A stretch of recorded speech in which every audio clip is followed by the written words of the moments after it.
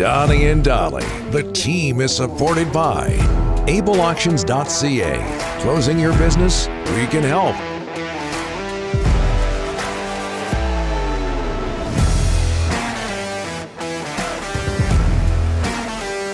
Craig Button, TSN Scouting Director, joining us now. Craig, thanks for doing this, sir. How are you?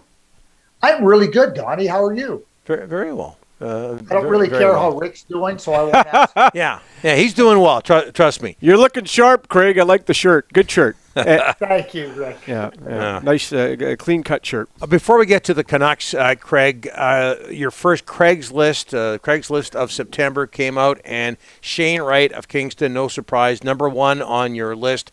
And you said something to the effect of, I'm paraphrasing here, that it's not even close. How come?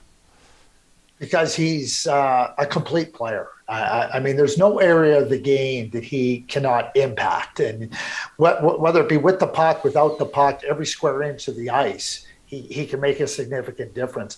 I've compared him in his style of play to Patrice Bergeron. And I use the phrase uppercase Patrice Bergeron. That's how good he is. Now, when we watch Patrice Bergeron play, there's not a lot of flash and dash to Patrice Bergeron's game. But he's a Hall of Famer. He's going to be he's been a tremendous player for the Boston Bruins. And that's what I see Shane Wright as being able to do. And when you watch his command of the game in every single area, let me emphasize, every single area, that to me is a star player. And I don't see any player in this draft that has, #1, the complete game that he has, that will ever have the complete game he has, and that can function in every significant area of the game and contribute to a high level. Yeah, for the lower end teams, they're calling it the fight for right. All right, Canucks. Jack Rathbone has played 2 preseason games for the Canucks so far, has impressed a lot of people. Most people feel he's has outfought, so far anyway, Olli Juolevi. Brad Hunt is also in the mix. But what's your – and, Craig, maybe you've given this to us before, but my apologies for that, but I wouldn't mind hearing it again. Your scouting report on Jack Rathbone. One thing we all love about Canadians is we're all quick to say, I'm sorry. So I will accept your apology. Listen, Jack Rathbone is a real dynamic player. Keyword there, dynamic. He's quick, he's fast, he wants to initiate things. He plays the game on his toes. He plays the game forward. That's how the game is played. That's how defensemen play in today's NHL. I mean, bypass Olli Juolevi? Olli Juolevi's not an NHL player. He's a depth NHL player. That's as simple as I can say. You know, we all held out hope that Olli Juolevi, maybe because of injuries, could find his way. No, he isn't. He's a depth player. He's a 6th, 7th defenseman. Jack Rathbone is a difference maker. Jack Rathbone is going to be a player, and when you start to think about Quinn Hughes in the lineup and you think about the ability to jump into the attack and to make a difference, you know, and help those offensive players in that offensive thrust, Jack Rathbone absolutely fits that. So, you know, 2 games in the preseason, there's no question in my mind he's ready to contribute at the NHL level for the Canucks. Wow. Craig, you just said Juolevi's a depth NHL player, 6'7", but you don't take a guy 5th overall to be a 6'7", Craig. They didn't project him to be a 6th, 7th defenseman when they took him 5th overall. I know. And you know, and that's those are the pitfalls of scouting. Is that, you know, nobody stands up and goes, yeah, we got this 6th, 7th defenseman at number 5. They thought that Olli was going to be certainly a top 4 defenseman, even better than that. And we can look at it and say, well, he had the injuries or he did. Bottom line is everything that was required for Olli Juolevi to reach that potential, to reach that projection, he simply hasn't come close. He hasn't. And, you know, we're looking now at a 23-year-old player who I don't think is going to come close. I don't think that he's got it. I don't think, and I projected him as a player that was going to be a top 3, top 4 defenseman. So what you got to do is you got to take a step back and you got to understand, okay, what did we miss? What held them back from being able to reach our projection? Because a lot of times, you know, you sit down and you blame the player, and you got to say, wait a second here. The player didn't project himself that way. We took him 5th overall and projected him that way. The team was wrong. The scouting reports were wrong. Now what you got to do is learn from those and make sure you don't repeat those mistakes. But Rick, you are absolutely right. You never want to look back and say, hey, listen, we drafted this player that we thought had a lot of potential, 5th, and he's nothing more than a depth defenseman, because depth defensemen are a dime a dozen. Okay, there's 2 guys that are doing really well at camp, Podkolzin and Klimovich. Craig, your thoughts on both? Well, I think Podkolzin's ready to be a contributor, just like Jack Rathbone. And I think that Vasily Podkolzin can do exactly the same things that Nils Höglander did last year for the Vancouver Canucks. And, he can play with really good skilled players. He can do things that help skilled players get more out of their skill, because he understands, because he's so smart, how to contribute in different ways. And I watched what he did for a long time. Last year in the KHL playoffs, he was tremendous. And I think that was just a glimpse of what Vancouver Canucks fans can expect with him coming into the lineup. Klimovich is a 2nd-round draft pick. He's not physically mature. There's going to be an excitement around a player with skill. Just put him in the incubator.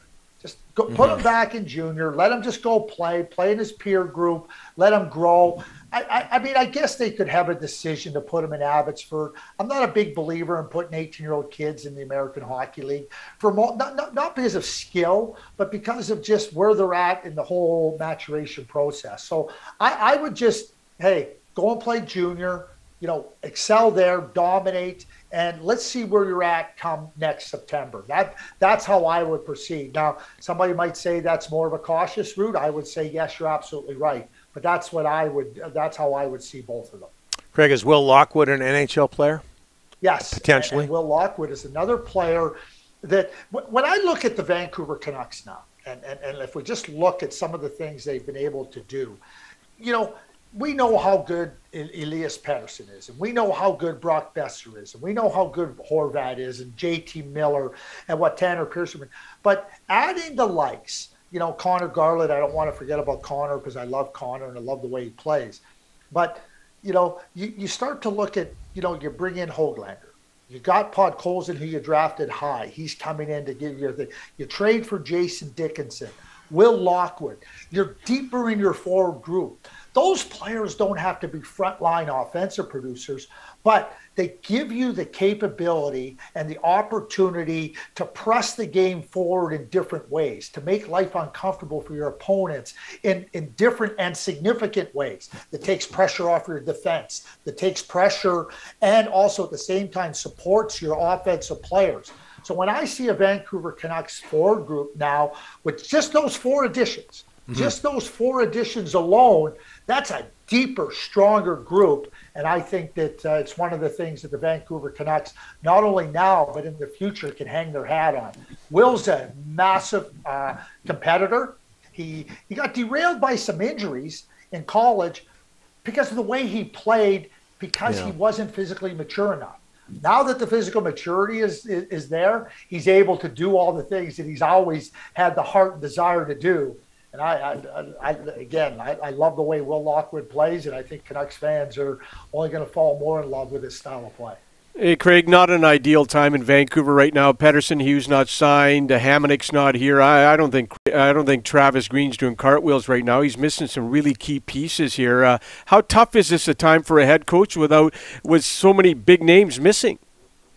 Well, what I would say, and I'm going to focus my attention here on Pettersson and Quinn Hughes, because we know they're top players, they're stars, and it's a negotiation right now, and there's always a concern. Okay, where's it at? I think the parameters for a short-term deal, bridge deal, or a longer-term deal are there. It's a matter of working through what it means for the Canucks and for the individual players.